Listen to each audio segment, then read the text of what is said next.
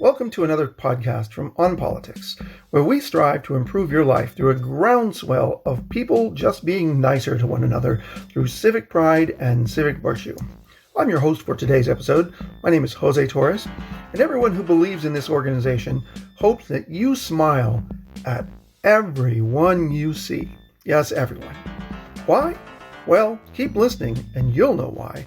Recommend us to others and everyone will see why. But a basic definition of civics is a study of privileges and obligations of citizenship. Citizenship involves a state, and then societies within a state, plus you and your neighbors and how you treat them, and of course, how they treat you. Hasn't that been getting worse for decades? If you don't have empathy for people who voted differently than you in the last election, I ask you this: aren't they still your fellow citizens? Even if you potentially detest each other, are there not privileges of citizenship that you draw from that you have in common? Are there not obligations you share to one another throughout society?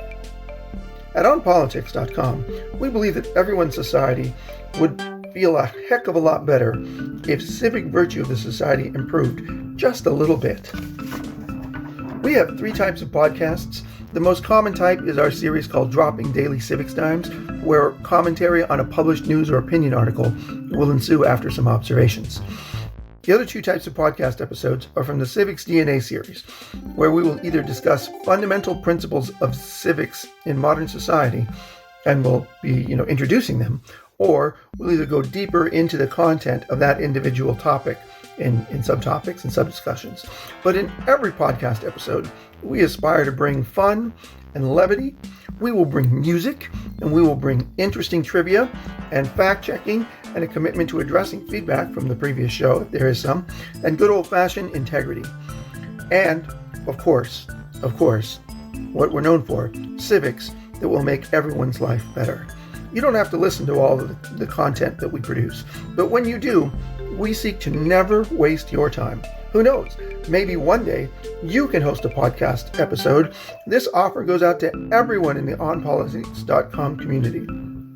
And how is that defined? Everyone in the world who believes that violence is the absolute last way, the very last way to solve a dispute. Great, so let's get started. This audio is being recorded on February 24th of 2023. But on February 7th, Jonathan Capehart, an opinion columnist at the Washington Post, wrote an article about the legendary career of Senator Dianne Feinstein of California and how it could be even more interesting if she should resign before the end of her term. Now, that's a weird thing to say of a legend and how a legendary career could be even more legendary, but the long and the short of it is that California Governor Gavin Newsom, on some TV show, pledged to appoint a black woman in the event that Dianne Feinstein's Senate seat was open. Now, if Dianne Feinstein were a cornerback on an NFL football team, she probably couldn't cover anybody's 4th-string wide receiver. And, as a cornerback, you'd say that she'd lost a step. And Dianne Feinstein is 89, and one of the things about her career is that she's served in the Senate longer than anyone else that's a woman. And she has some notable accomplishments in the Senate, which I'm not here to go into, but, okay, great. And she's a legend. And in the time since Capehart wrote this opinion on February 7th and the recording of this audio, her campaign or her staff has sent out an announcement saying that she will not be running for re-election. There's already one announced candidate before that, so there was already some speculation that Dianne Feinstein would not continue to be the senator from California going forward at some point. But the question now is when, and that's part of why Capehart wrote his opinion piece. And this was the event that this Dropping Daily Civics Time is about. It was a good place to start that I picked. And this happens to be the very first Dropping Daily Civics Time that I've now recorded like 3 or 4 times. The most recent time because the audio quality was lousy. But the reason why this is a great place to start is because there were so many comments in the comment section of the Washington Post of that article that were all off After a certain point, you could start to recognize repeated buckets, like, okay, this one goes in that bucket, and this one goes in that bucket, right? And I'll be efficient about that. But let me read you a sampling or a smattering. And if you go on there now, it says comments are closed, but it won't be hard to find a lot of these. And because I caught it, a day or so after. Well, one of the first things that said was that this is a democracy and not a monarchy. Why does the governor get to appoint my new senator? And, the next one was, don't take away my right to vote. Again, along the lines of, why does the governor get to appoint my next senator? And one of my favorites was, why is the Washington Post telling us who our leader should be? East Coast or DC elitist telling me how, my state should be run, or telling California how their state should be run, because some people were not even California residents, but irritated. And my personal favorite, did the Post even read this article before publishing? And you'll see later why that's my favorite. And, the people of California should decide, not Governor Newsom. These are just to give you a flavor of some of the comments.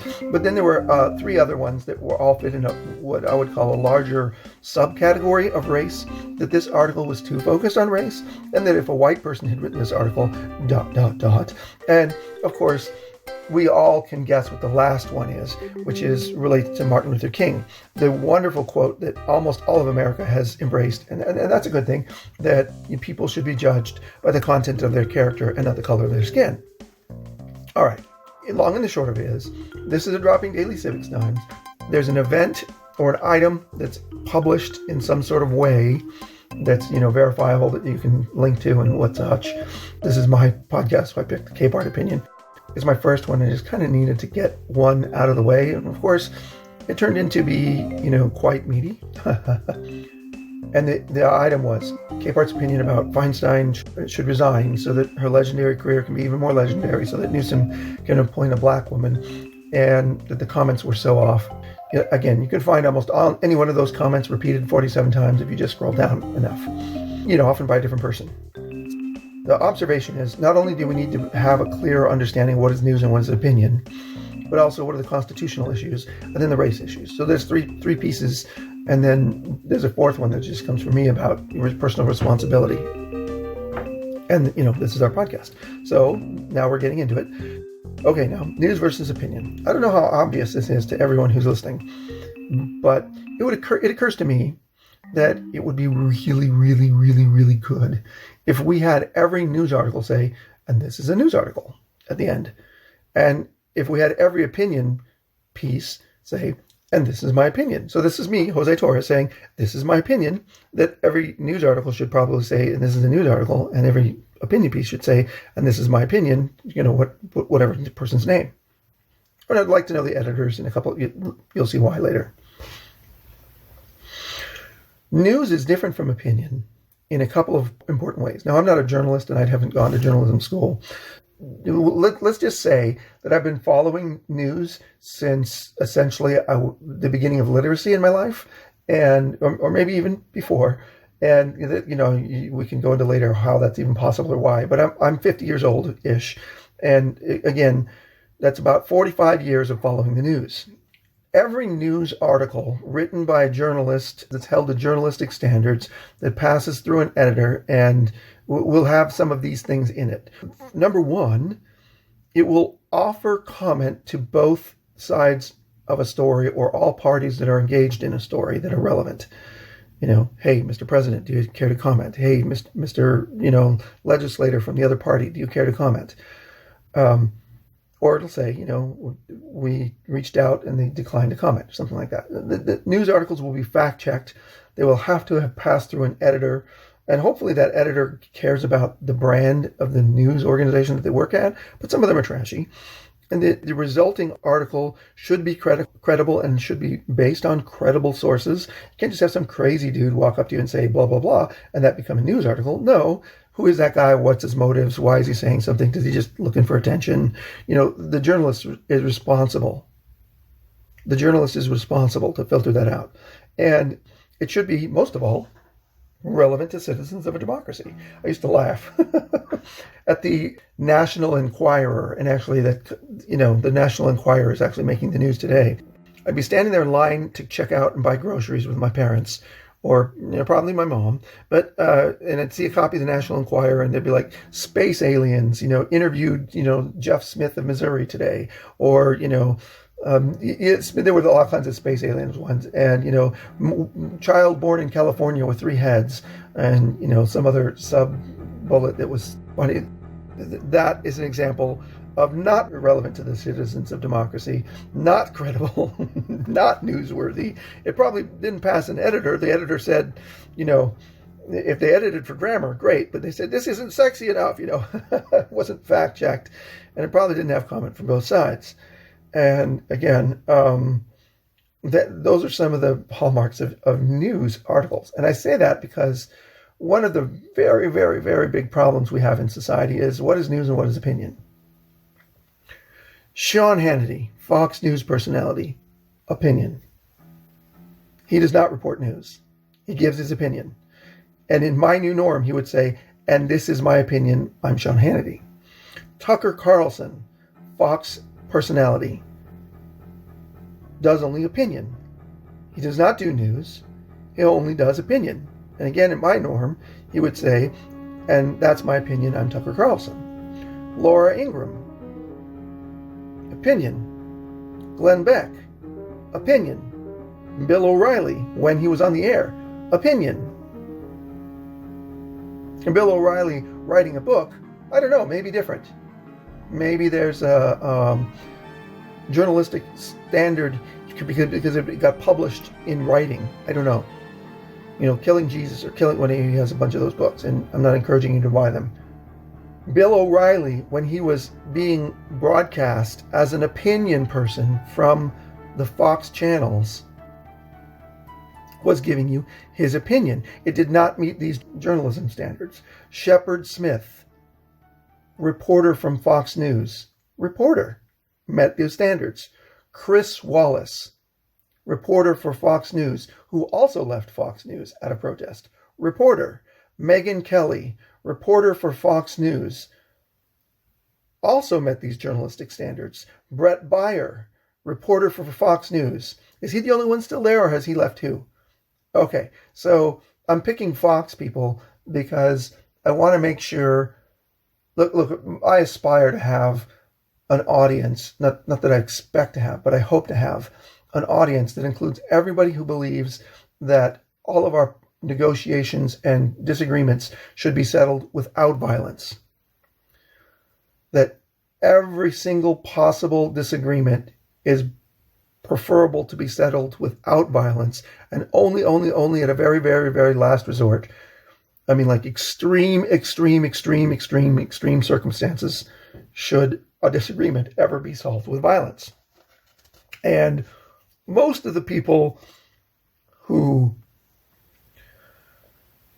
get only a couple sources of news are very familiar with the Fox News, Fox personalities, whether it's Hannity, Tucker Carlson, Laura Ingraham, Glenn Beck, Bill O'Reilly, Shepard Smith, Chris Wallace, Megyn Kelly, or Brett Baier. But there's a difference. The opinion people just give you their opinion, and the news people have to meet the news and journalistic standards. Now, so one of the comments was, did the Washington Post even read this article before publishing? Why is some Washington elitist telling us who we should have representing us? I hope that's obvious now. That I'm not trying to laugh at somebody, but it's funny. Okay, the piece is an opinion piece, and I got to go back and look and see how Washington Post labels Capehart. But I mean, when you go see Capehart, he's in the opinion section of the Washington Post, and it's an opinion piece. And so why is the Washington Post giving us a recommendation on who our senator should be, or who California's senator should be? Well, because it's an opinion piece. I mean, I don't really know how else to answer that. So that comment was, I mean, it's cute, and I'm not trying to insult anyone, but yeah, it's an opinion piece. I don't know. Why does Tucker Carlson give us his opinion? Why does Laura Ingraham give us her opinion? Why am I giving you my opinion? Wait. Those people work for Fox, and they're employees of Fox, and they're being paid big bucks. I'm investing my own money in this podcast and my own time, and my own blood, sweat, and tears. And my objective is to help educate. Well, there's no limit on the people I want to help educate. But basically, in the United States of America, I have long felt that we have invested in civics education. And so the goal of this organization, onpolitics.com, is to increase civic virtue, to increase civic participation, to increase civic education, and to be the best organization throughout the history of the future and the past and the present of humanity at that. And yes, I have a long ways to go, but, I've got to start somewhere. And actually, this is the start, or the first public one, I guess.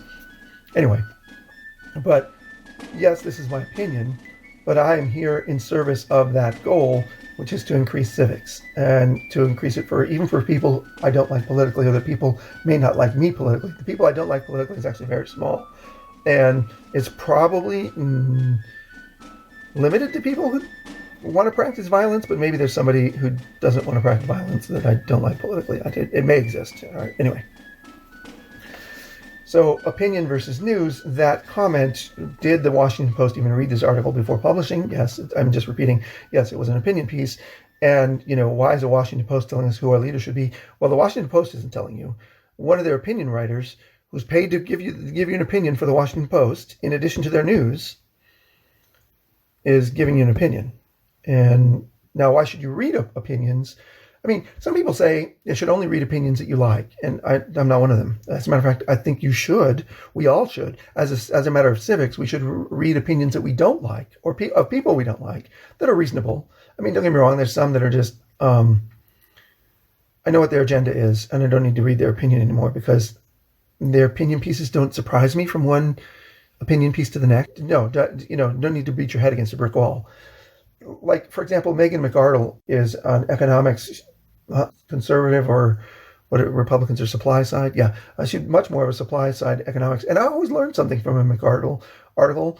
Sometimes, not as good as the other ones, but I always learned, and I'm actually reasonably a fan, even though she isn't my first instinct. What she says and my first instinct aren't the same, but that's good. It sharpens my saw. It sharpens a sword. Iron sharpens iron, all that good stuff. And think of it like exercise. Everybody has to do it. You should be aware of other people's opinions, even if only to know what they're saying, even if you're not doing it to improve your own sense of vision and understanding of the world. And I want to say something right now. I've re-recorded this 3 times, and I wanted to do these only once because they're supposed to be daily and quick. But if you don't reconsider your opinion when new relevant facts come to light, or new ways of looking at the old facts come to light, I think you're stubborn. Because I'm not saying you have to change your opinion, but I think you're stubborn because you're like saying, no, I'm good. I've learned everything I want to know. Well, have you? I mean, how do you know? How do you know you've learned everything you wanted to know? The story can evolve. You can be surprised. One of the things about prejudgment is basically you've come to a judgment and said, I know enough. Now, don't get me wrong. Often we need to know something and take action with limited information, and I'm all for that. But what I'm getting at here is when new facts or new ways of interpreting old facts come to light, I hope you give consideration to the opinion that you formed in the past, or the attitude or perspective or the justification or the orientation that you assumed in the past. Why? It's a matter of civics. I mean, it was a wink and a nod, and let's all acknowledge that it was a wink and a nod. That at the beginning, when he first ran for presidency, Obama had to say meh things about gay marriage. But eventually, he decided that he, quote, air quote, evolved. I don't buy that for a second. He wanted to say more progressive things, but he knew that was going to lose him votes in the presidential election in the fall, and it might even lose him some votes in the presidential primary before that. And so he didn't. And then he maintained that same position because that was the price of running and getting elected. And yeah, I find it, distasteful. And you can ask me my comments about it later. But did he evolve? Well, he says he evolved. I don't know.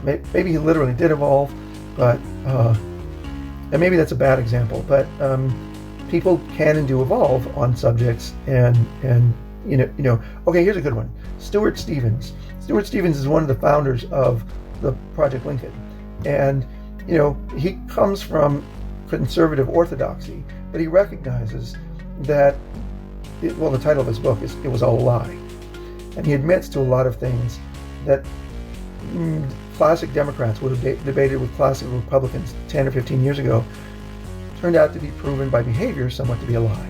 All right, enough said. Reevaluating your opinion. So I hope we've covered the two parts of the commentary that were about opinion. Did the Washington Post even read this article, and why is the Washington Post telling us, or these DC elites telling us who our leaders should be? So the next one is stuff like, this is a democracy, not a monarchy, doesn't take away from my right to vote, and the people of California should decide not to do so. So as a matter of civics education, these are not as funny because these are kind of slightly serious, but I mean, they're moderate, they're mild. I mean, it's like parking tickets. It's not like felonies or even misdemeanors. Well, maybe a parking ticket's a misdemeanor, but anyway. Back to the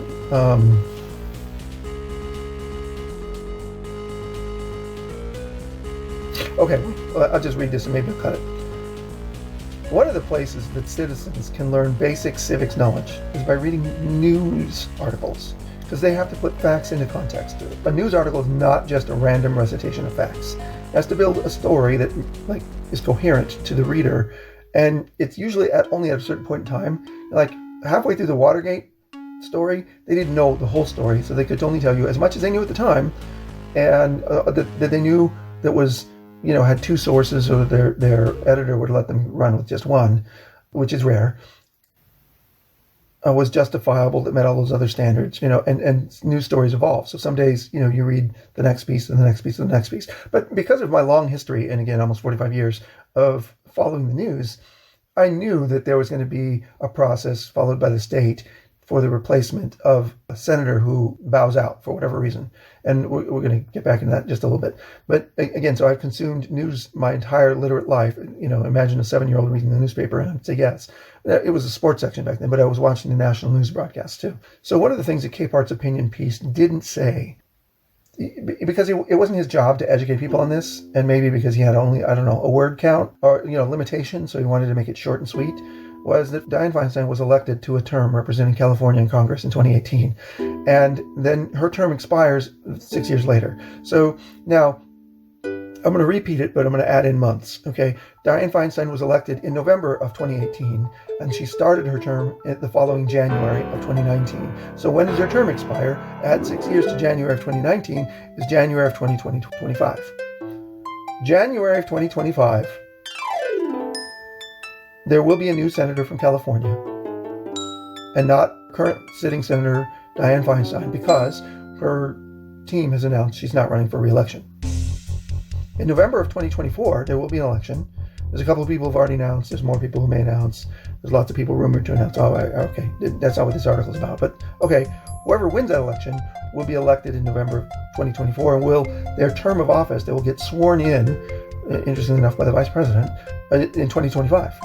Now, if Feinstein resigns before the end of her term, and there's a couple of other cases, if Feinstein were to die, which I don't want to happen, or if Feinstein were to become president, which would be weird, but okay, or if Feinstein were to become vice president, which would be less weird, but still pretty freaking weird. But if she were to do any of those four things, then you have what's called a vacant seat in Congress. Every state has a process, a law, for how they fill their federal elected vacancies. Being technical here, there are 4 types of federal elected office, and these are all defined in the U.S. Constitution. There's the U.S. House of Representatives, a senator, the president, and the vice president. All 4 of those are defined in the Constitution. All 4 of those have constitutionally mandated, written in the closest thing to blood and stone possible, our U.S. Constitution, and not going to change terms that are not changeable by any state, by any governor, by any dog catcher, mailman. I don't care. Nobody can change those terms. All right, so why is that relevant? Feinstein was elected in 2018. If Feinstein resigns, did she take away your right to vote? No, your right to vote happened in November of 2018. Say that again. If somehow before January 2025, if Feinstein is no longer the senator for California in that seat, you voted for her in 2018 if you lived in California at that time. So if she should leave her seat, no one's taking away your right to vote. Period. End of story. Quaderat demonstrata. No. This is blocking and tackling of how the Constitution works. The Constitution says you will be elected to the House of Representatives for a 2-year term. Period. End of story. If you are elected as a senator, it's a 6-year term, and these elections are staggered so that 1/3 of the Senate seats are up for re-election every cycle, and that the states are staggered, and there's an alternate, the way they alternate, and nothing could change that. Short of a constitutional amendment, nothing, and there's no reason to change it because there's nothing wrong with that. That's not going to change. The U.S. Constitution will be wadded up into a piece of ball and thrown in the corner before that's going to change. And we never want to see that happen, because that would be our whole republic. But okay, so was it lazy of Jonathan Capehart to leave out the fact that Feinstein's term she was elected in 2018, and that if you don't like that she was disappearing before the end of her term, I'm sorry, but her leaving before then isn't taking away your right to vote. You voted for her in 2018. I mean, you could say, Capehart, you could have guessed that these comments were going to show up in the comment section, but no, I mean, no, and he could have, but it's not his job. Whose job is it? Well, in some ways it's no one's job. I'm making it my job to help with civics. All right, so I mean, it would have been helpful if Capehart would have put that information in his article, but oh well. It's an opinion piece. It's not required to inform the the public about news events. She was elected in 2018. Her term started in January of 2019, and it runs through January 2025. Like on January 3rd, or January 2nd, they do the swearing-ins. So what were the other comments? I just put the piece of paper down here. This is a democracy, not a monarchy. Don't take away my right to vote. The people of California should decide, not Gavin Newsom. Well, the people of California did decide in 2018. Right? So that one's covered. This is a democracy, not a monarchy. Yes. It's also a republic. I'm being precise here like an engineer. The Constitution defines the republic.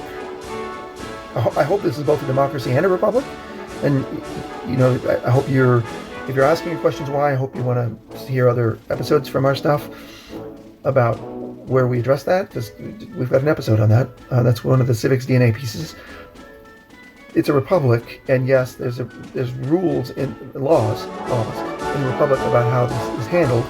Don't take away my right to vote. No one took away your right to vote. As a matter of fact, the person who's going to make a replacement for Dianne Feinstein, the remainder of the term that she is serving for the people of California, is going to be someone else that the people elected to act on their behalf as the supreme decision maker for the state of California, the Bear Flag Republic, the Golden State, the one that entered the Union in 1850, right after the 1849ers. And, I enjoyed watching them in the playoffs. The person who's going to make the decisions for the people of California, who has recently been elected by the people of California to make decisions on their behalf in this republic, which is, a government structure where people make decisions on your behalf, preferably after you elect them, is Gavin Newsom. We're going to go into a side example here. Most people are familiar with Senator John McCain, who is more than once a candidate for U.S. president and the nominee for president from the Republican Party in 2008. And he had the terrible misfortune of inheriting the economy melting down while the previous administration was a Republican and trying to win a third term in a row, which has been pretty tough lately. Yeah, and he was also up against a pretty capable individual, Barack Obama, and he lost the 2008 presidential election, but most people know of him. And in total clarity, there's 2 Republicans in Arizona that have ever voted for, and one of them is John McCain, and the other one, I believe, used to be his chief of staff, and his name is Grant Woods.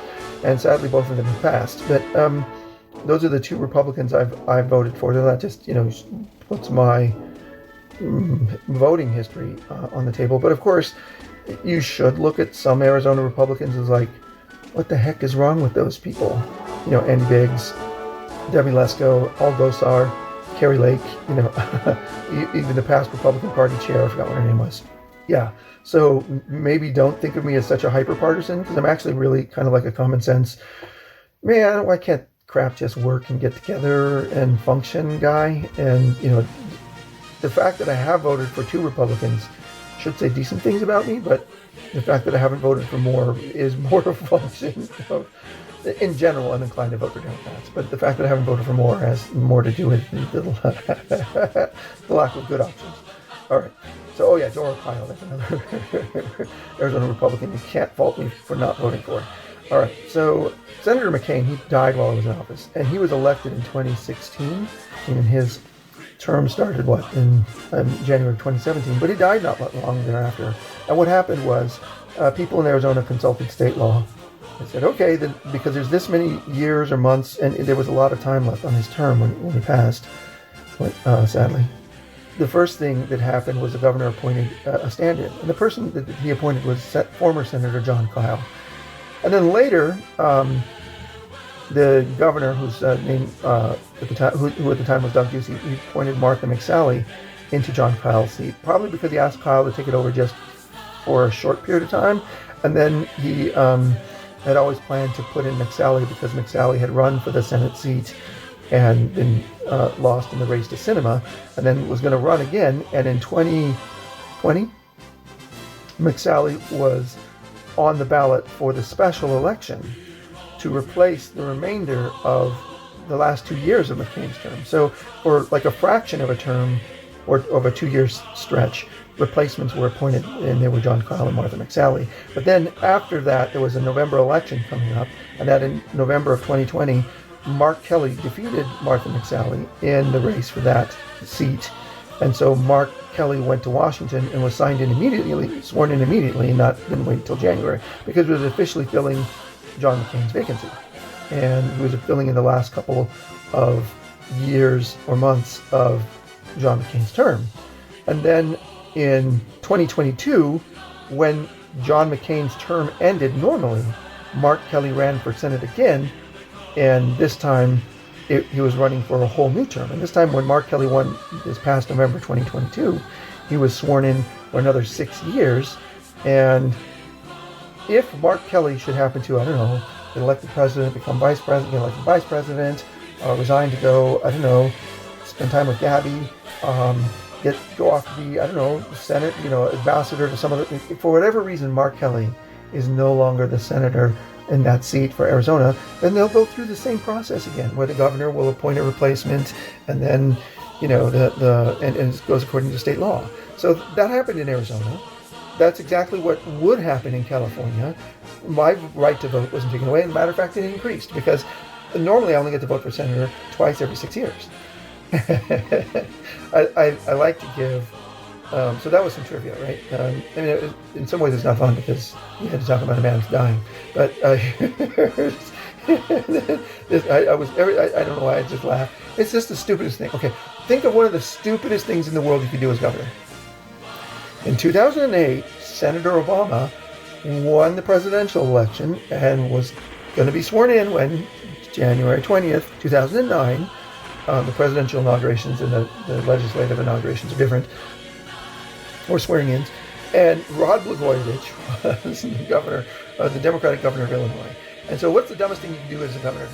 Well, to have your sitting senator win the presidential election and have a vacancy in the senatorial seat, which you then get to appoint a replacement for, and then try to sell that seat in a quid pro quo, and then get caught in a sting by the FBI.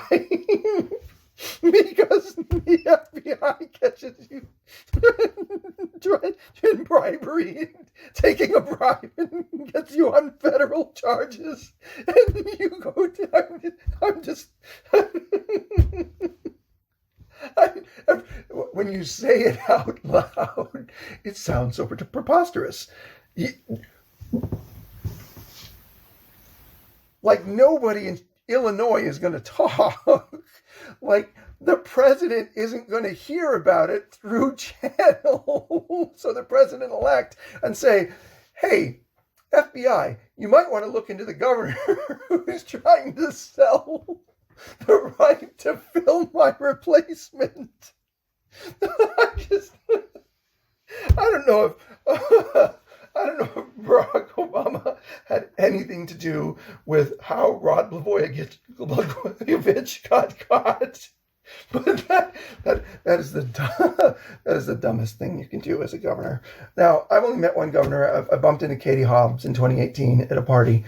And she wasn't a governor then. She's a governor now, so I don't even know if that counts. And I don't know if she's smart or dumb, but Blagojevich is dumb or bold or brass or... Okay. So, all right. Anyway, that was some fun trivia, right? Remember that? Remember when that governor tried to sell the appointment to that Senate seat and got busted in an FBI sting? Unfortunately, most of the really, really, really stupid politicians who are Democrats have been getting weeded out. No, seriously. I mean, I've seen, in my opinion, and this is my opinion, an improvement in the candidates' ethics, because we started to eat our own. I mean, ask most Democrats, people who will only vote Democrat for a long time, what they think of Bill Clinton. Yeah, yeah. We're starting to eat our own, and Anyway, and that's good. You should hold them accountable.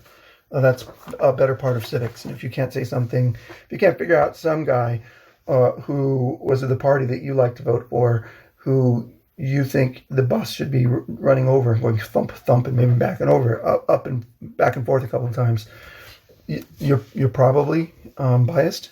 You're probably biased. I can come up with, obviously I just did come up with Blagojevich, but we'll go into me a little bit later. So what are the comments now we're down to the race ones. So let's just summarize the constitutional ones again. The Constitution, there's 4 federally electable offices. They're president, vice president, senator, and the House of Representatives. And they have fixed terms in the Constitution, and they can't be abrogated. No one would waste a constitutional amendment on that. And it can't be abrogated. There has to be a reason why, here we need to change these terms. Because it's been that way for forever. Effectively forever. Actually, trivia. I read while I was doing research for this that the first Congress was inaugurated on March 4th, 1789. I'll do the math later. All right, anyway. Okay, so the Constitution, the terms can't be abrogated. You got to vote. There's a process. The process is followed by state law. Each state may have a different law. I think there was a different process for when Senator Kennedy died, and this is how much I followed the news. The Democrats had 60 senators at the beginning of Obama's term in office. That was thought to be enough to break the filibuster. But before the Affordable Care Act got through the Senate, Senator Edward Kennedy died. And then they only had 59 senators, and his replacement turned out to be Scott Brown, who was a Republican. So then they couldn't break the filibuster, and that had a profound impact on the Affordable Care Act. Legal gymnastics. Again, that was trivia. And I think we've covered the constitutional pieces. And if you didn't know that, you didn't know that. If you got that wrong, you got that wrong. I mean, it's not a big deal. Why? Because, in that thing, one, you getting it wrong isn't going to change the fact that it's going to be done right. And secondly, it's not going to hurt anybody that you got it wrong. But bear that standard in mind about the future things here that I talk about when it comes to race, or if you got something, air quotes, wrong. And I'm not telling you got it wrong, but if you use the word wrong, that's on you. I'm not here to judge. I don't judge people, although I do ask them to educate themselves. And we'll get into that. Capart's article that there are 11 people in the history of the U.S. Senate who have been black. And that was in Capart's article. There have been, I looked up on a website, I think it was called history.house.us.gov. There have been 1,318 people who have only been a senator. Like Senator Obama was only a senator. He was never elected to the U.S. House. And 683 people who have been elected to both the House and the Senate. So like John McCain was first elected to the House. And as a matter of fact, he even represented where I lived when I was a little kid. And then later he ran for Senate, and then he represented me in Arizona as a senator from Arizona. So there's 683 people like McCain who were first elected to the House and then served in the Senate, or it doesn't really matter which order. But in terms of people who have served in Congress, and this is only talking about Congress, not the presidency, there are 2,001 people who have served in Congress in the Senate, and only 11 of them have been black. Now, let's alter those numbers a little bit. Say 10 out of 2,000. If you take 10 and divide it by 2,000, you get half of 1%, or 1 out of 200, whichever way you want to look at it. Now, 11 out of 2001 is just a smidge bigger than half of 1%. So effectively, we'll refer to it as half 1%. But let us all understand that I rounded off a smidge. It doesn't bleeping matter. It doesn't bleep. Tell your liberal friends, it doesn't bleeping matter that any group in the Senate only has a representation of 1 out of 200 or half of 1% in the Senate.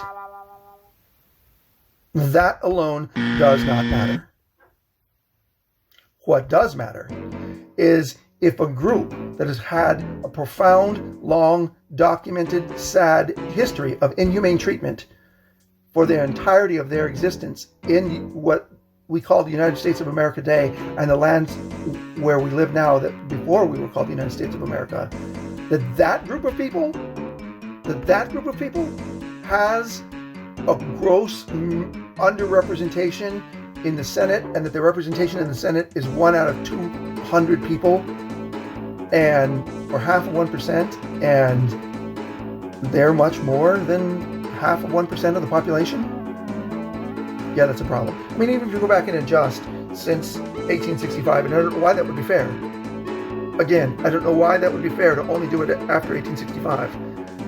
Even if you only adjust it after 1865, it's still a disproportionate underrepresentation.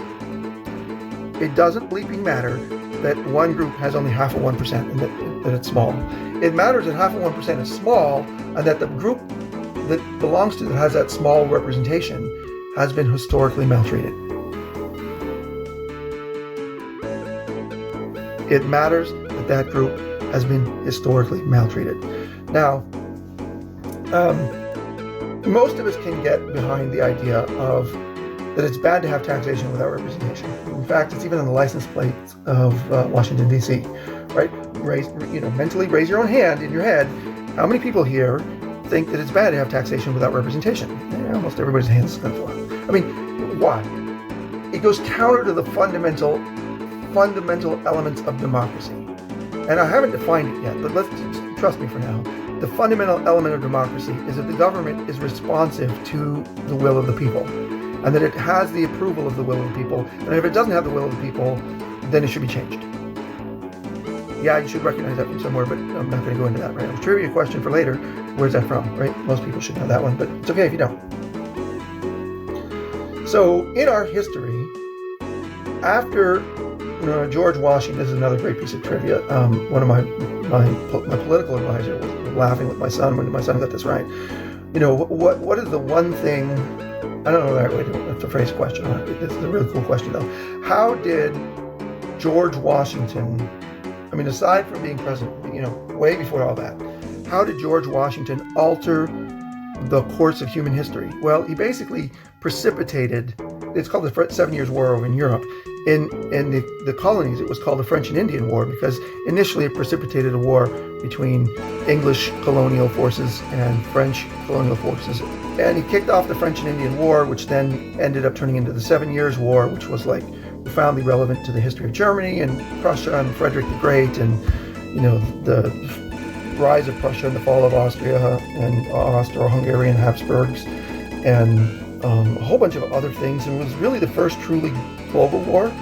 I mean, it was kind of like World War -1 or 0. But all right, enough of the trivia. Not long after, the existing debt of Great Britain had doubled. It was an expensive global war. And France knew that she couldn't support her colonies with direct military action because she was never going to get across the Atlantic in the middle of once a war had broken out. Whatever forces France had in the colonies was the forces that France had in the colonies, and they had to make do. And the English could ship more over, and probably they did in order to win concessions over here in the colonies. And the British Parliament kind of looked at it like, well, we invested all this money in acquiring all of these French lands from the colonies. Now you guys got to pay, and they passed the Stamp Act. And the Stamp Act basically required that for almost any legal document that you had to have a stamp on it, and the stamp was expensive. And basically it was taxation without representation, because the colonists didn't have a voice in Parliament in London. And Ireland did, Scotland did, Wales did, the colonies didn't. It was taxation without representation. And it also enforced a trial by a judge instead of by a jury for adjudication of whether or not you were cheating on the paperwork, blah blah blah.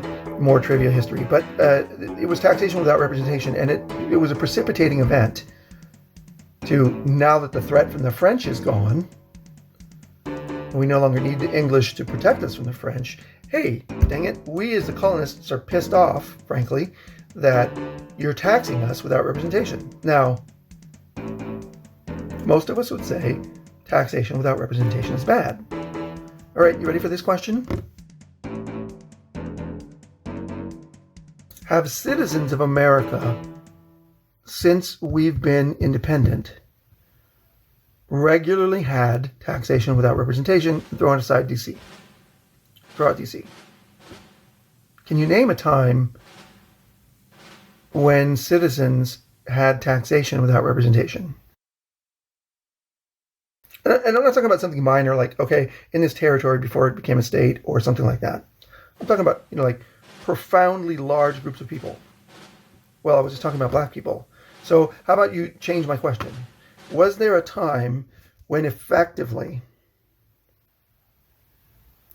black people had taxation without representation?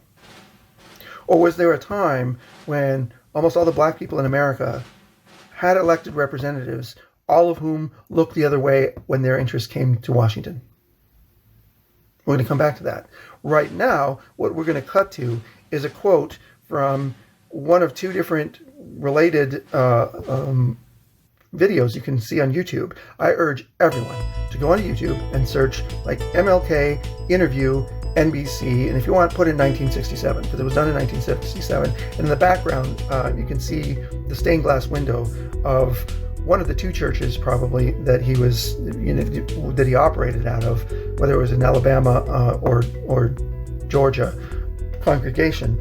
And here, Martin Luther King, profoundly being interviewed in 1967 by NBC, but I just picked this one quote because copyright reasons. Okay, anyway, so here, let's roll the quote. So I think these things are absolutely necessary. The other thing is that America freed the slaves in 1863 through the Emancipation Proclamation of Abraham Lincoln, but gave the slaves no land or nothing in reality, and as a matter of fact, to get started on. At the same time, America was giving away millions of acres of land in the West and the Midwest, which meant that there was a willingness to give the white peasants from Europe an economic base. And yet it refused to give its black peasants from Africa, who came here involuntarily in chains and had worked free for 244 years, any kind of economic base. And so emancipation for the Negro was really freedom to hunger. It was freedom to the winds and rains of heaven. It was freedom without food to eat or land to cultivate, and therefore it was freedom and famine at the same time. Okay, so you got that quote from Martin Luther King. And what is he saying is, hey, the U.S. government was happy to give away land in the West and the Midwest to what he calls the European peasantry or European peasant stock. But it would just, 5 or 10 or 15 or whatever, however many years before, it was about 9 million, my number, not his, emancipated African slaves who were given no economic basis whatsoever. So now why do I mention this economics thing? Well, taxation has to do with economics, but there's a larger economic argument that's going to run through almost the rest of until I'm finished with race here. It would be fair to say that later in his life, King had an economic emphasis, and he spoke a lot about economic justice. But of course, it would also be unfair to say that because he was murdered. He was assassinated, and he did not get to live to what most of us would call later in life because he was a young man when he was assassinated in a cause for which he gave his life. And in fact, he was in Memphis, Tennessee, specifically to support a sanitation workers strike where the city of Memphis had unequal payment practices where most of the staff was black, but some of it was white. But white people got paid more and black people got paid less, and other sorts of unequal treatment, right? But it was an economics issue. Now, ask yourself, I don't need to hear the answer from you, but how much would King have advocated for increased representation in Congress had he not been assassinated? Yeah, like I said, I don't want the answer. I want you to pay to the answer that jumped into your head. Now think about what you would say out loud in front of friends that know your political positions. For some people, the answer that jumped out in their head and the answer that they would say in front of other people might be in conflict. And if you're one of those people, that should tell you something. I mention this King quote for several reasons. One, if you're going to quote King, and almost everyone can quote the one quote from King, so I'm going to quote it, because it's a good quote. I mean, it's an unambiguously wonderful thing that people can get this vision. And it's a vision that he painted at the March on Washington in August 28th. Trivia answer there. August 28th of 1963. And I'm going to ask you a question, who organized the march? And I'm going to ask you a question, who were the main speakers at the march? Obviously one of them is Martin Luther King, but another one is a recent name that has just recently faded from public view because of the wonderful man died. And that's why he faded from view mostly. He's not like Frederick Douglass, who continues to contribute. And no, Frederick Douglass was not a speaker. Frederick Douglass did not speak at the March on Washington in August 28, 1963. But most people can say Martin Luther King's great quote from that march, which is, there's two pieces. One, he said, I have a dream that one day the sons of slaves and the sons of former slave owners can all go sit on a mountaintop and enjoy a picnic together. And he probably said it more eloquently than that. And it might have been more to it than that, but that was part of the vision. And I have a dream that one day my children will be judged, not by the color of their skin, but by the content of their character. And everyone knows the content of their character piece of Martin Luther King. And usually that's exactly what you quote if you're trying to quote King against King because you don't actually like what King stood for. So one piece of why I mentioned King and why I mentioned the quote and that comes back to the comments that were on this Capehart article. It all comes back to this Capehart article. Why? Just because it's the topic of discussion today. Not because there was anything magic about it. Is that everyone knows that quote. Everyone gets that quote. What is that quote saying? That quote is saying, in the vision, in the dream, in the ultimate state, this will be true. This will be the case. Just because he articulated that as the end state doesn't mean the end state should be used against the current status quo. I'm going to say that again. Just because he articulated that as the end state doesn't mean that the end state should be used against the current status quo. What does that mean? Well, for example, Supreme Court Justice Ketanji Jackson Brown, who somehow managed to pass Sonia Sotomayor as my favorite living Supreme Court Justice, was whooping the crap out of some lawyers in front of the Supreme Court who were arguing a case, and they were basically using King's quote against King, and they were from Republican states.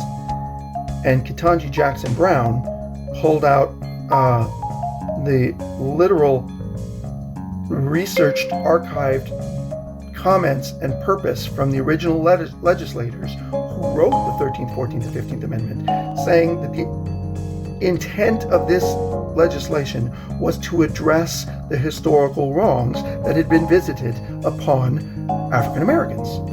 the newly emancipated African slaves because they understood that if they just passed a law through Congress, that later Congresses could overturn that. And then they needed to codify it in a constitutional amendment. And that the purpose of that constitutional amendment was not to create a world in which you ever say, well, I can no longer look at race. No, that's the end state. It's a valuable, desirable end state. Do I wish it were true today? Of course. Now, I should mention, I'm neither, in this discussion about race and white and black, I'm neither. How am I neither? Well, in some ways I'm immigrant. The other way I'm just cutting to this chase. I'm Mexican-ish, Spanish-ish, or Hispanic-ish, but mostly I'm immigrant. The simplest way to say it is every one of my grandparents or their direct ancestors came from a country that speaks Spanish today. And essentially, yeah, my parents were born in America, but interestingly enough, their first language was Spanish, both of them. And I was the first generation of this immigrant story, and this is actually a follow a natural immigrant pattern, that I learned English only as a child, and I had to learn Spanish in high school, and my dad made fun of me for speaking Spanish badly. Immigrant story. Okay, anyway, all right, enough about me. So I'm neither white nor black, per se, in this discussion, so it's not like I'm saying, oh, poor me, give me money, or give me reparations, but nope, immigrant. Immigrant or Hispanic-ish, or just, anyway. Just because we haven't reached the mountaintop, or seen the other side of the mountaintop that King envisioned, doesn't mean that carte blanche, all of the laws should suddenly be colorblind. I get it. That's a superior moral position. It is. It is. But it doesn't mean that it has to be the legal position. And if you don't like that, well, that's the difference between democracy and republic. Don't argue for republic when it's favorable to you, and then argue for democracy only when it's favorable for you, and abandon the time that you go for republic and then democracy. I argue for both. You don't like it? Okay. Now, this is my opinion, but all I'm telling you is, it is a truth. It is a morally superior opinion to say, or position to hold, hey, we should be colorblind. Amen. That's correct. That's a morally superior position. Okay. Is the law required to be colorblind? No. Who says so? Well, the people who crafted the 13th, 14th, and 15th Amendment, the people who crafted the civil rights legislation that was passed in 1964 and 1965 that depended upon the 13th and 14th and 15th Amendments. Ketanji Jackson Brown, current sitting Supreme Court Justice, quoted these people.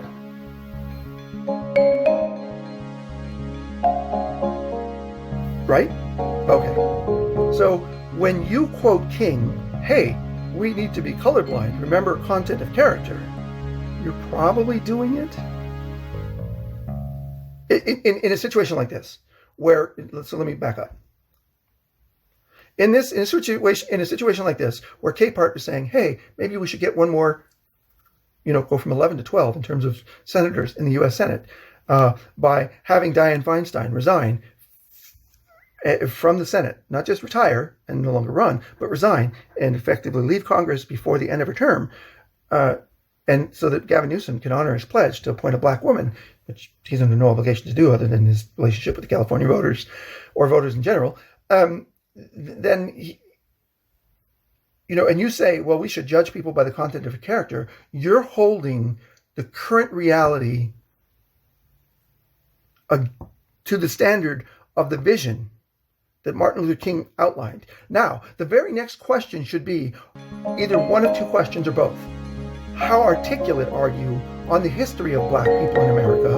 Or do you believe that a majority of Americans would say, yes, we've not only reached the mountaintop that Martin Luther King talked about, but we've crossed to the other side and reached the promised land? Because if you're holding today's reality to the idealized standard, when Jonathan Capehart is talking about having a black senator for what? Months? It's February right now. 11 months? Does that bother you? Why does it bother you? Why are you quoting King? Why are you quoting King against the idea of having a black senator for 11 months? Well, let's go into that. So, one of the reasons why I brought up King is because, in my opinion, and this is my opinion, this is an opinion piece, but I'm trying to help with civics, is that there is a long, demented, sad, painful history of inhumane, malignant treatment of black people that evolves and even resists and even twists and has a backlash against the few moments of success multiple times throughout history. That's a truth. That's documentable. Slavery is documented. The end of Reconstruction is documented. The tremendous flip and absence of, almost every time a black person is elected in the South, and they say, and this is the first time or the second time since Reconstruction that blah, blah, blah, right? Senator Tim Scott is a black person who's representing South Carolina in the Senate. Go look at when he was first elected, and it'll say he is the first black senator from South Carolina, either since Reconstruction or ever. All right. So if you're going to make a comment on Capehart's opinion piece, you're allowed to. It's freedom of speech. It's good. It's desirable. If you're going to make a comment about Capehart advocating for black people, and you should know two things about Capehart, just in general. One, that he's black. Two, that he's gay. And the second one is irrelevant to this discussion, but just to point out that Capehart knows what it means to be a minority that isn't just about blackness. It's also about gayness. That Capehart comes and brings multiple perspectives to his opinion writing.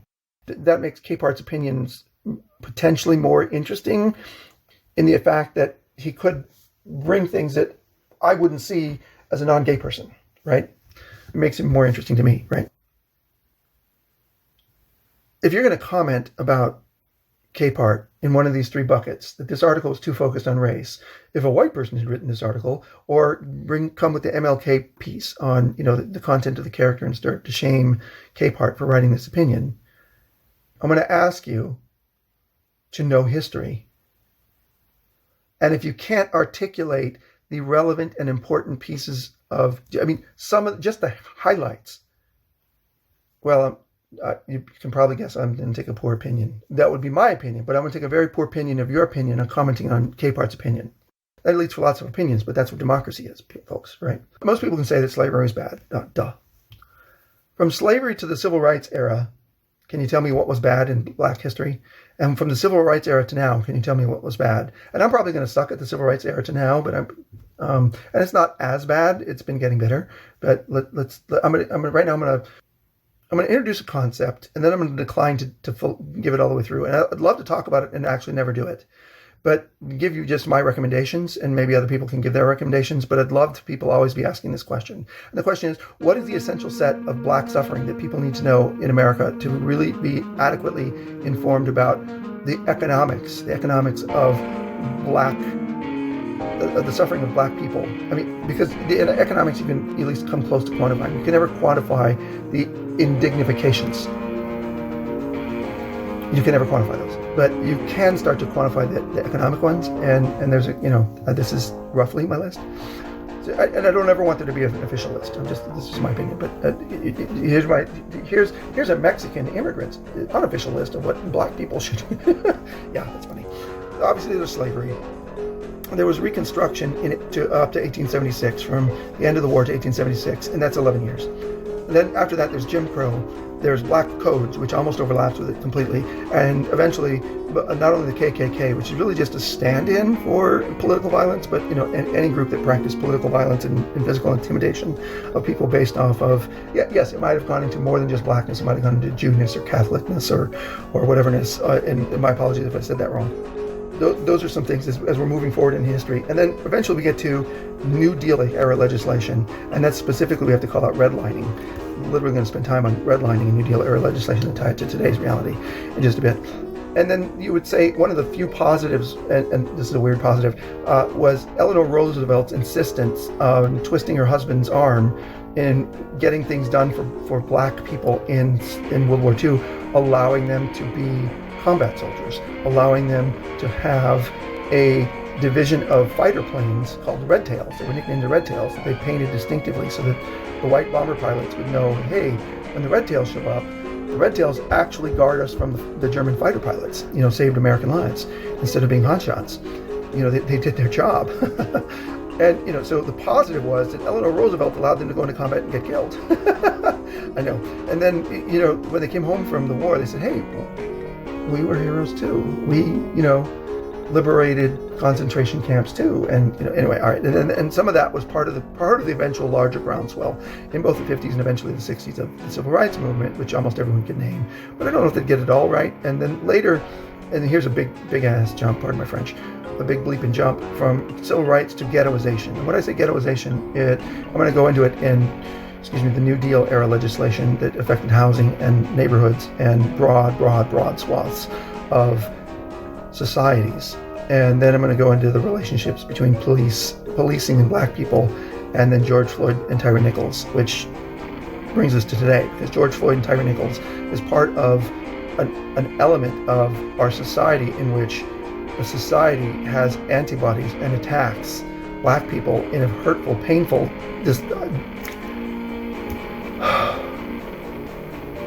I don't want to describe it too much because it's so disturbing. But we all know it's disturbing. We all know that it was disturbing to watch George Floyd die. And then when you hear that Tyre Nichols was killed at the hands of black officers, you have to give up the ghost and say, yeah, policing has a problem.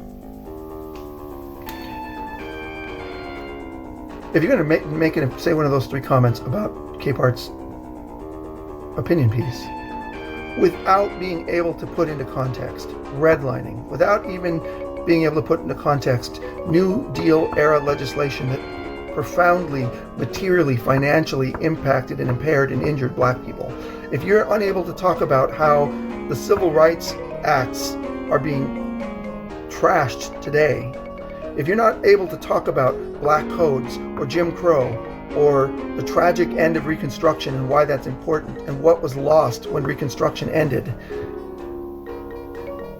and you're over the age of 36, and you'll hear about this at the end, you have probably made a choice to ignore the black history or to choose to remain willfully ignorant of the history. Now, go back to your opinion on taxation without representation. Almost everybody thinks that it's bad to have taxation without representation. You think taxation without representation is bad? Let me explain to you how black people have had taxation without representation. And why does that matter? Oh, yeah, someone in the Senate is exactly what representation is. Okay, so follow me on this challenge here.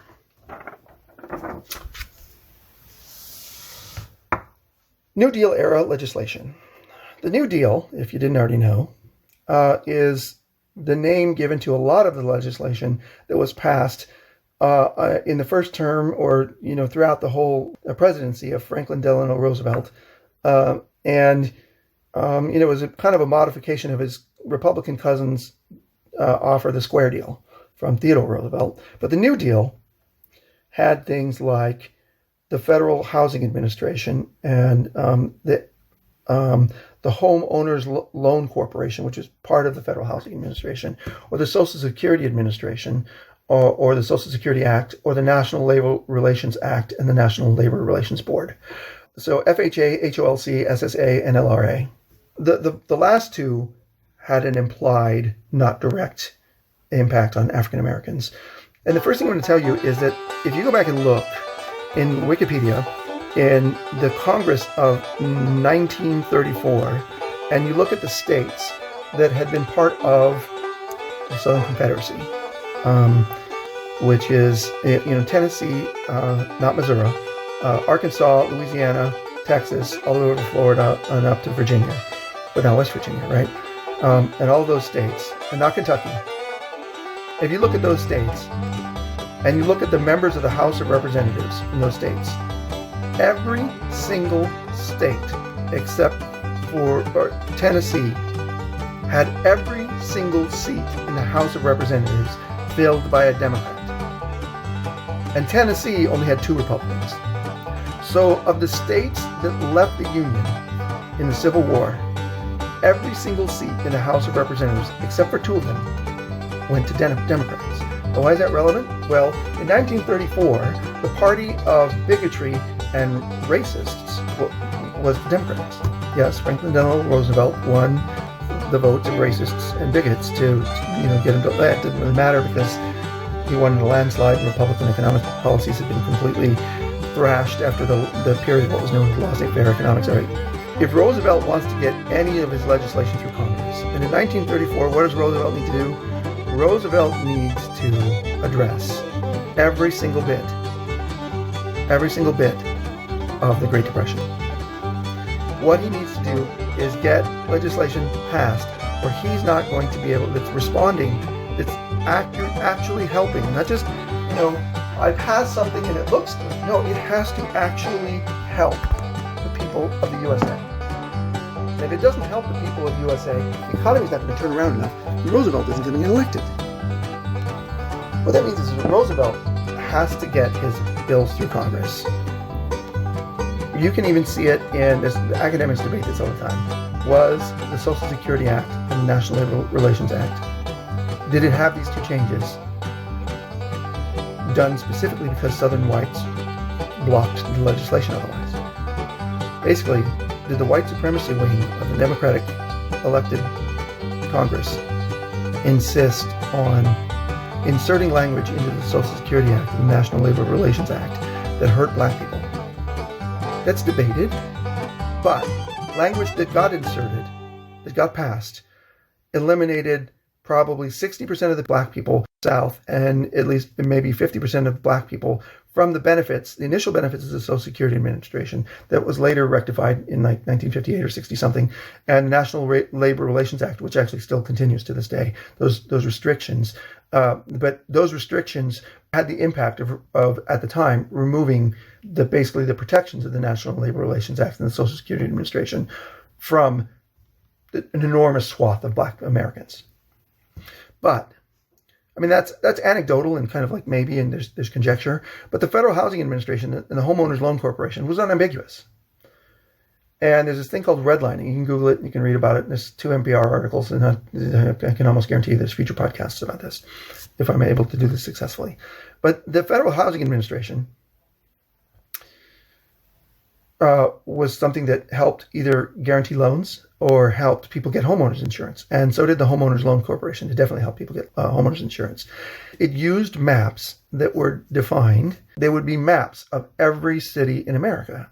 And in the red areas, oh no, don't make a loan there.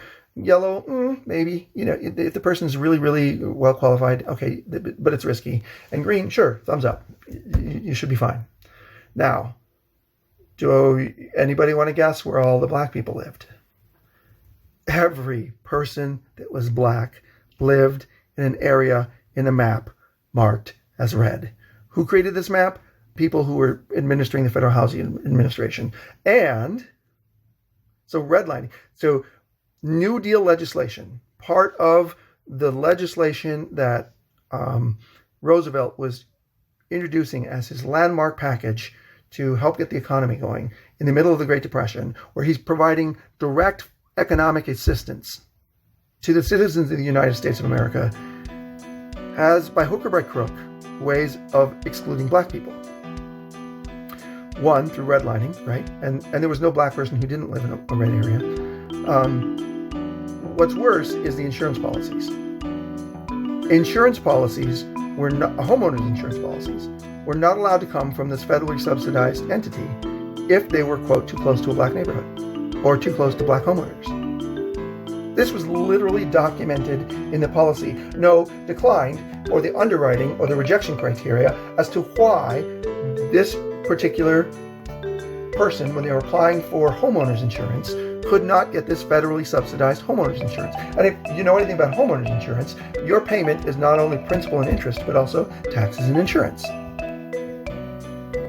More so, so not only did homeowners insurance not get offered to black people, but if you lived too close to black people, you couldn't get it as well. And in Detroit, there's one specifically famous case where a builder went and put a 6-foot-high brick wall dividing the white neighborhood from the black neighborhood, and then reapplying and being granted, saying this big fence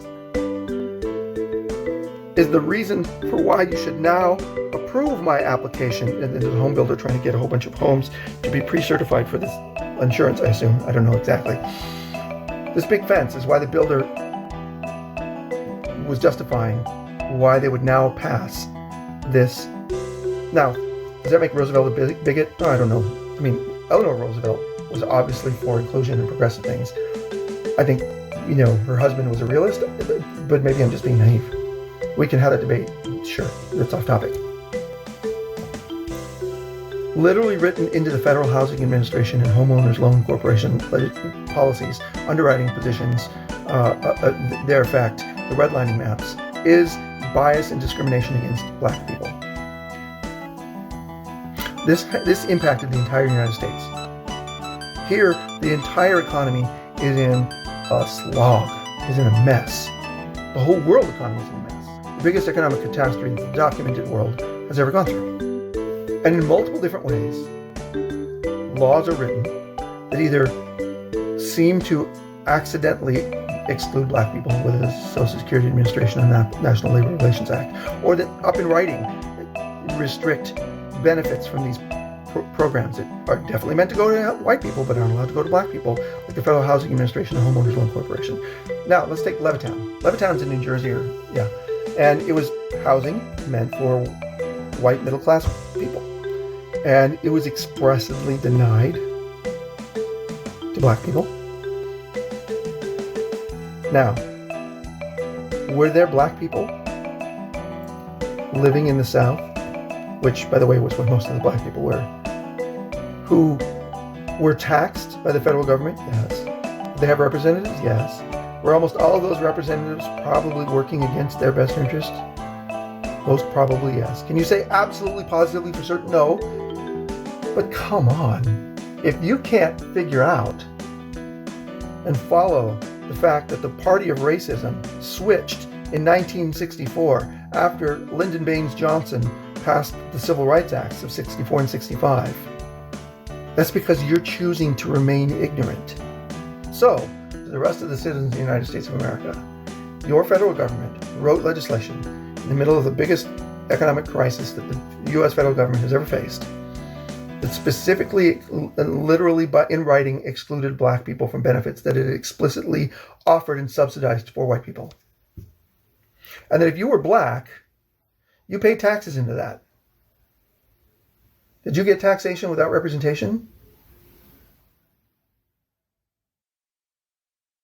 Most of the people who get the subsidized assistance in this time frame between the New Deal and whenever any of these injustices were corrected in law after or during the Civil Rights era, people benefited from this, and almost all the people who benefited from it were poor whites, and they got financial benefits that they might not have otherwise been able to get because of government subsidies. And they moved into neighborhoods that appreciated faster than black neighborhoods in terms of value. Basically, when there's more people buying in your neighborhood and there's more demand to move into your neighborhood, the prices go up faster.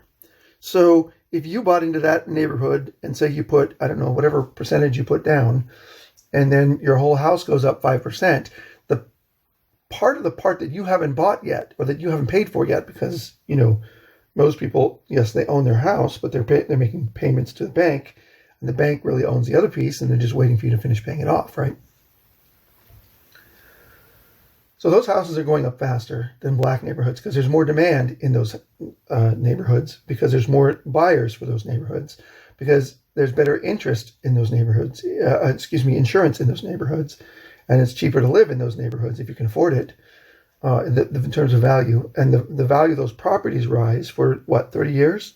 Well, 30 years is about how long it takes to pay off a mortgage, right? From 1930s to late 1960s. So you have the entire appreciation, accelerated appreciation of the value of a home for entire neighborhoods. Like black neighborhoods could be counted on to have their homes appreciate several percentage points less. Why? Well, there's not tons of black homeowners in the first place. There's not subsidized loans. There's not subsidized insurance. There's not okay, you're starting to get the picture. And what this results in is an increasing correlation between something that already existed, which is a strong overlap between poverty and ethnicity. Now, what do I mean by ethnicity? It's actually a very lazy term, and I'm going to instantly correct it.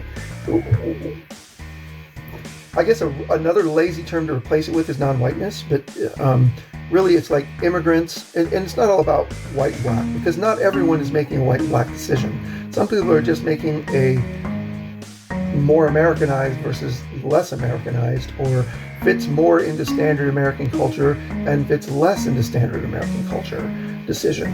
But there's a strong overlap between immigrants and poverty, and that's obvious because if you came here as an immigrant, well, most of the immigrants who do come here don't come here with tons of money, right? They often start at the bottom of the economic ladder. There's a strong overlap between, say, Mexicans and poverty, because there's always a fresh batch of arrivals from Mexico, although you can just assume it's Mexicans, but it really could be Central America, it could be South America, it could be, right. I mean, Mexicans is the first laziness in terms of proxy, because you're not really being precise at country of origin. But okay, so immigrants in poverty, Mexicans in poverty, black people in poverty, it's a slightly different proof, but it shouldn't be hard. There's a strong overlap between ethnicity and poverty, and ethnicity is my lazy term for just not the American and poverty, right? Because, I mean, when the Irish came in the 1850s, they were fleeing potato famines, and they were starving. So they came, who knows how much they could come with, but they were starving. And I guess starving people don't have money. And they had, low financial reserves. And I guess to the 1850s, the Irish were ethnic, So however that's defined. But it isn't very hard for a reasonable person to understand that black people haven't often had tons of economic resources compared to other white people in America. I mean, that's duh. If you believe in capitalism, then I'd say, okay, great, what is capitalism? And then some of people would stutter and stammer and sound like I do right now, like, well, what is capitalism? Capitalism is the idea that you can take personal property and wealth and currency and invest it into something else that becomes personal property, but that's used to make a profit. A hot dog vending cart that you park outside of a baseball stadium. That hot dog vending cart was purchased with capital and then allows you to sell hot dogs, and now you've become a capitalist, right? Because you invested money and then you're creating a return. Now, one of the quotes from one of the Martin Luther King videos that I've encouraged everyone to go see, and again, it's on YouTube. Google interview Martin Luther King, NBC, and if you want 1967, there's a great line. I'm going to try to repeat it as well as King did, but I'll struggle. It is a cruel jest, if you can even call it a jest, to encourage a bootless man to bring himself up by his bootstraps. Like, and it's cruel, for people to say to black people, well, why don't you pull yourself up by your bootstraps? Why don't you invest some capital and create some wealth? Okay, did you want to loan them the capital? Because when they were emancipated as slaves, well, that's a whole other podcast episode. All right, this New Deal legislation, coming back to it, created preferences in home ownership that percolated for 30 years. And that percolation didn't just sit there, it compounded.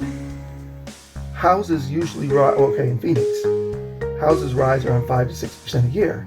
But if you were living in a bad neighborhood, I could see that it only would go like 2 to 3% a year. Well, what's the difference between 2 to 3% a year or 5 to 6% a year over 30 years? It's a profound difference.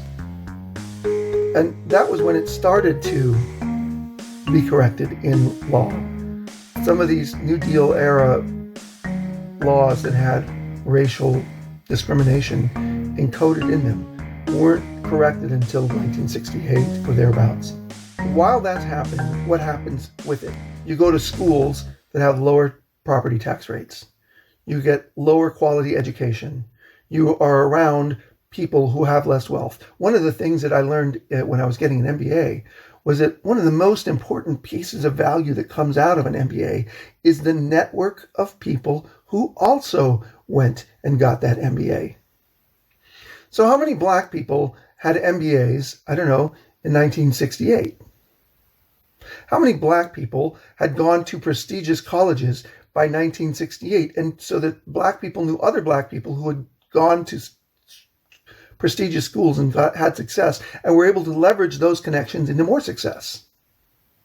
You begin to see how this fair housing, well, really unfair housing, when it was allowed to percolate for 30 years, produced some profound generational economic disadvantages. So what happened over 30 years, there is generational wealth loss or generational wealth gain afforded to people from this New Deal legislation that was denied to black people.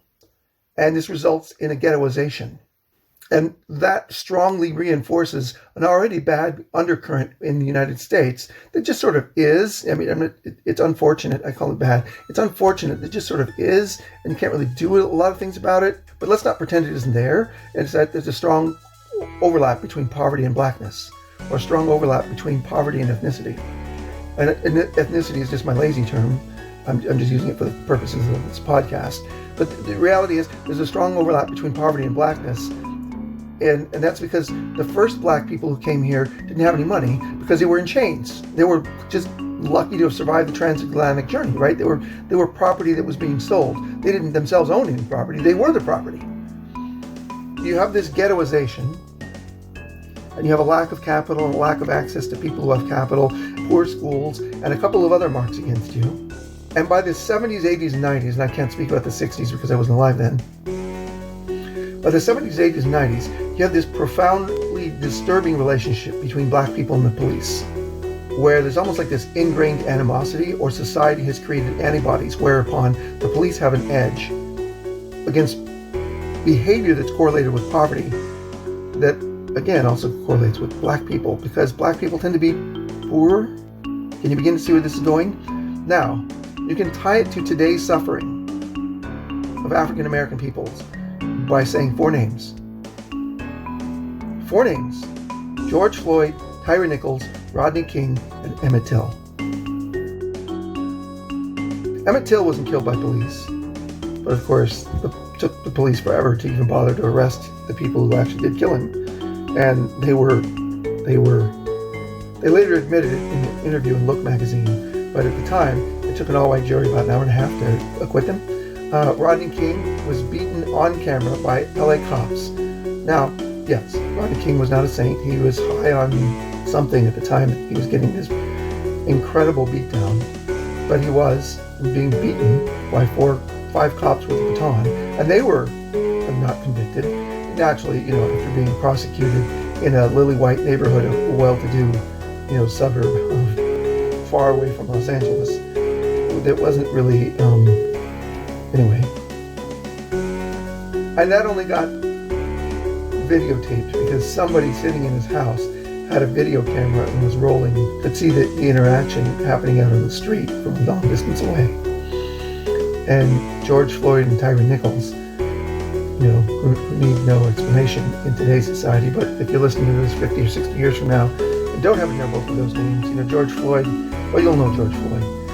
But Tyre Nichols was beaten to death recently in Memphis, Tennessee, and it took substantially unacceptable delays after they finished beating the heck out of him to call the ambulances and other things, and he died 2.5 days later from his beatings. But all the police officers who beat him were black. And at that point, you had to give up the ghost and say, yeah, probably there's something ingrained in police somewhere where police, even if they're black, will beat black people to death. Now, why is that relevant? Because if a black senator who were to replace Dianne Feinstein were to be able to walk over and talk to Senator Ted Cruz and say, hey, we need to get this police reform bill passed, she can lobby her fellow senators in a way that no other person can. Because she can say, I've got uncles. I've got cousins. I am a human being. Here is a picture of them. And after first presenting herself as a human being and their peer, she can then say, human beings are waiting and depending on this legislation. Do you see now why it's kind of asinine to make some of the comments, well, if a white person had written this, or because to say if a white person had written this, was there New Deal legislation designed to piss on white people, that take money from white people and advantage other people, that then gave them the people that disadvantaged white people for more than a generation, and led to ghettoization and loss of schools and generational wealth and all these other things that resulted in that may have resulted or may have combined with a bad relationship with the police that resulted in George Floyd, Tyre Nichols, Rodney King, and Emmett Till for like results today? You see how ridiculous that is to ask, well, if a white person had written this article? Or to quote King, shame on you, Jonathan Capehart, for asking for some of the representation that has been denied of African Americans in this country for such a long time, because you're supposed to not see color. Well, did the police see color with George Floyd and Tyre Nichols and Rodney King? Oh, and let's be clear about Rodney King. Rodney King happened in the 80s. And the only reason why the world knew about it, because I'm sure the police would have submitted a report that was not factually matching the video evidence of him getting beaten to halfway to death. Just like the police report that was submitted after George Floyd did not match the reality of what was videotaped by the people on the street with their iPhones. And if people hadn't had the videotape, they wouldn't have known the police were lying. And when did videotape start happening and start occurring of black people getting whooped by police? Coincidentally, right after citizens started walking around with video cameras in their pockets. See, it used to be that a videotape was larger than a big gulp or some sort of large, soda that you'd get from a convenience store. And that was when they got small.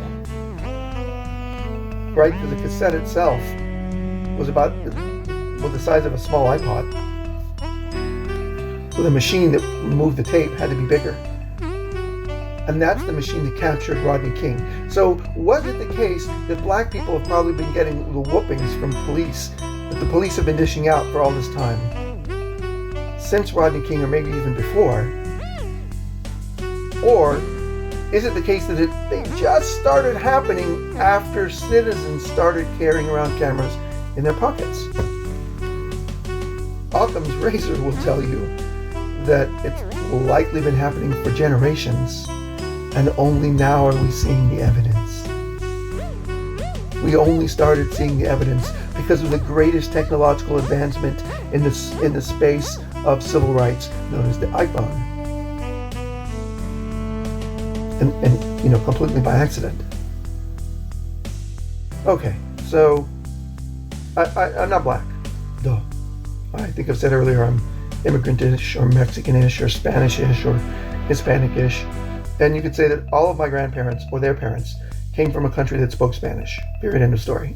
And my parents were the first generation born fully in America. And when they grew up, they spoke Spanish at home and English at school. And so their first language was Spanish. In the town it's a copper mining town in the hills of eastern Arizona. when they went to the movie theaters, there was an entrance in the back of the movie theater for Mexicans, and the white people could go in the front. They didn't have a public swimming pool in the town they lived in, but in one town over, they could go swimming in the public swimming pool, but only on the last Sunday of the month, because the next morning, the town drained the water and put in fresh water. And, my parents were alive at a time when there were drinking fountains in certain parts of the country that said whites only and colored only, because my dad was born in 1939. They were alive at this time. And in no way am I saying that my parents had the same treatment as black people in Mississippi or Alabama. No. And again, I have two ancestors that were sub-Saharan African going back 6 generations, which probably was like African slaves that were brought to Mexico that then came ancestry and lineage. But I'm making a couple of statements here in general. Even though I'm not black, I'm not asking anyone alive to feel guilty today about slavery. Not only am I not asking you to feel guilty, I would actually ask you not to feel guilty about slavery, even if you're white. Again, I'm neither white nor black from this perspective, so you can say, well, butt out. But I'm an American, and my family has suffered from some historical disadvantages, which I can point to in my current economic reality. And I'm not asking for poor baby. I'm just saying, I do have some cred here. I'm asking, it's my strong preference, that nobody alive today feel guilty about something that happened before they were born.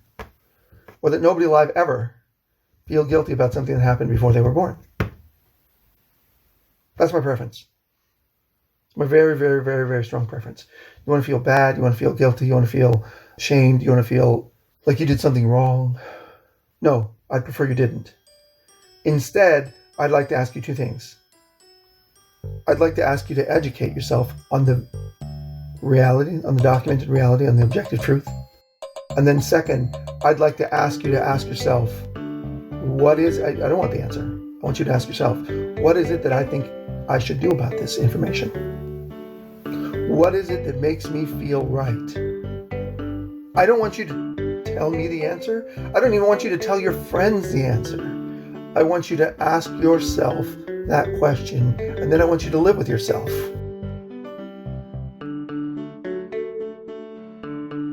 I'm going to say that again. I don't want the answer. I hope you don't tell your friends the answer, because you might tell your friends the answer they want to hear.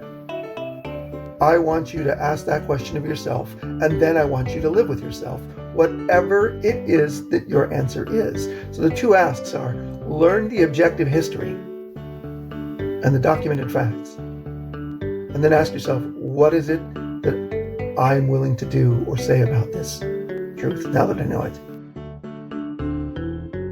So don't feel guilty. Now look, do I feel somewhat bad or awkward about slavery? Yes. Is it okay to feel compassion or empathy?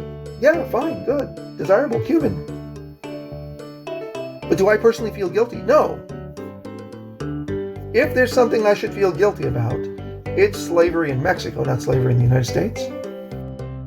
But okay. But I don't even think I should feel guilty.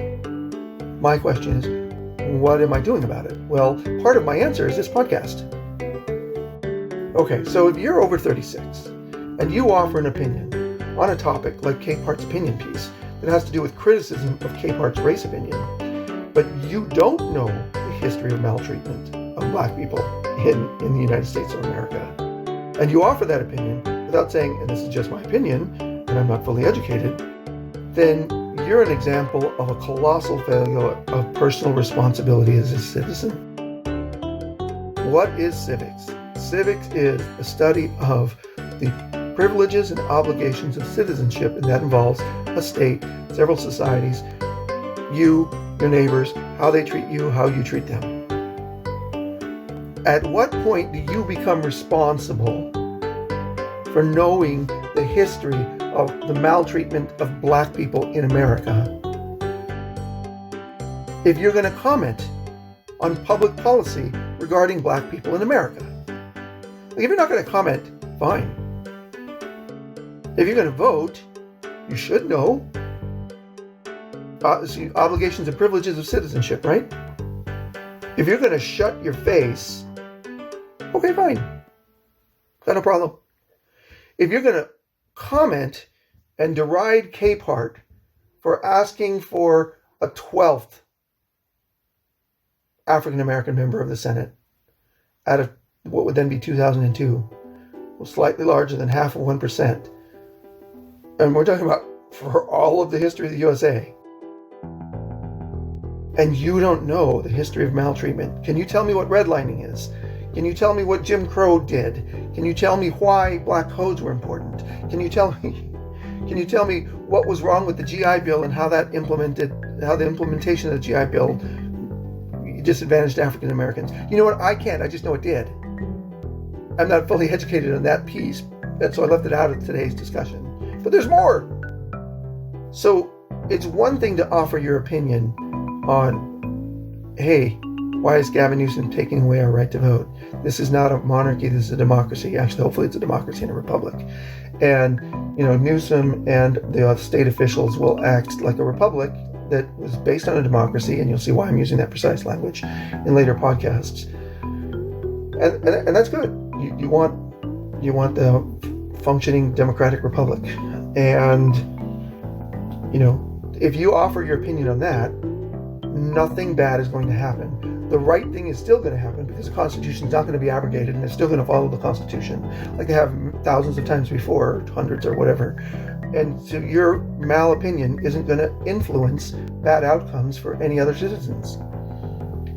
You offer a negative opinion of Capehart without understanding the history, you're likely to contribute to continued maltreatment. What's the chain of continued maltreatment? Well, New Deal, loss of home ownership, profound generational loss of wealth, ghettoization, police, George Floyd, Tyre Nichols, Emmett Till, Rodney King.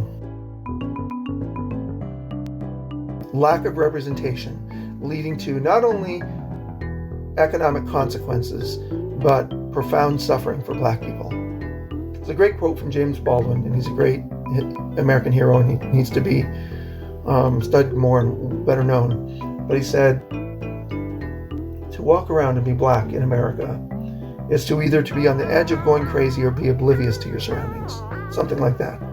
Because of all of the, well, as he used to say it, you grow up watching John Wayne and, shoot Indians in the movies, and you realize that you're the Indian and that your country has no place for you. Yeah. James Baldwin. So if you offer an opinion on Capehart's opinion and you aren't educated and you don't say, and this is just my opinion, but I'm not educated, then you're a failure of personal responsibility, in my opinion. Because at what point do you have to live up to, and I say the age is 36, it's just twice the legal age of decision making, of contract entering. Like, I don't care if you went to bad schools, I don't care if you were poor, I don't care if your dad was racist.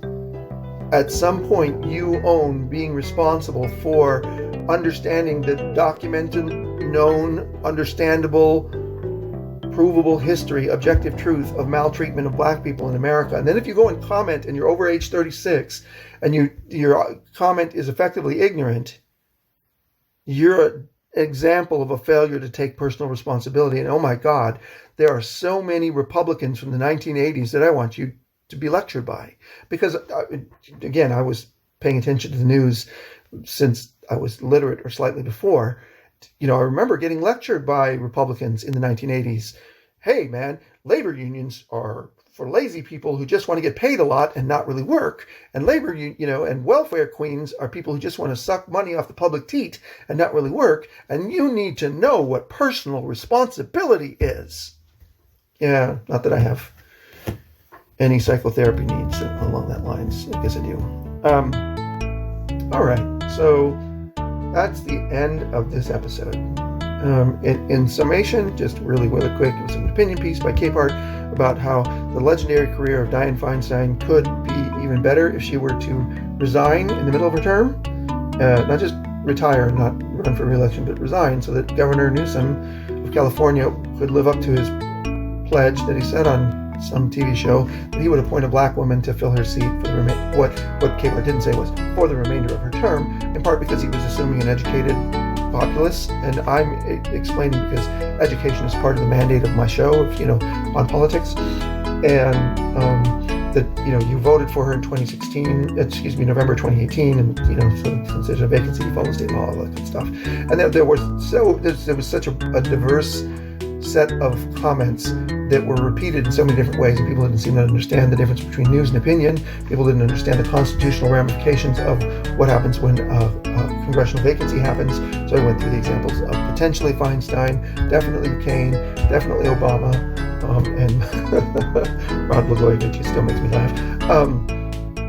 And then we went into the race things, Martin Luther King, and if a white person had written this, and this article is too focused on race, and the connections between the New Deal, the loss of home ownership, and the ghettoization that turned into a bad relationship with the police, and George Floyd, Tyre Nichols, Rodney King, and Emmett Till, and how that affects black people today. And that effectively black people have had a lot of taxation without representation, which almost everyone agrees is bad, and that if you are basically offering one of these uneducated opinions and you're over 36 on something about race when you haven't learned the documented knowable history about race and maltreatment of black people in America, then you're an example of a failure of personal responsibility. And I prefer you say, this is just my opinion, I'm not educated on the subject, which would be rough and people would dogpile on you, but it would at least be honest. All right, and what is all of this? My opinion. My name is Jose Torres. To you, I say, remember to smile at everyone you see, whether it's people you like, people you don't know, even your political opponents. And to tell everyone about us and tell them something positive either about On Politics or this podcast episode, so that soon everyone will be smiling at everyone, and they will be smiling at everyone they like, people they don't know, and even their political opponents. I say this as a matter of a choice. Love is a choice. And I bear love for humanity for every single person on this earth, even the people who choose violence, which is not in part of my target audience, but okay. And I say,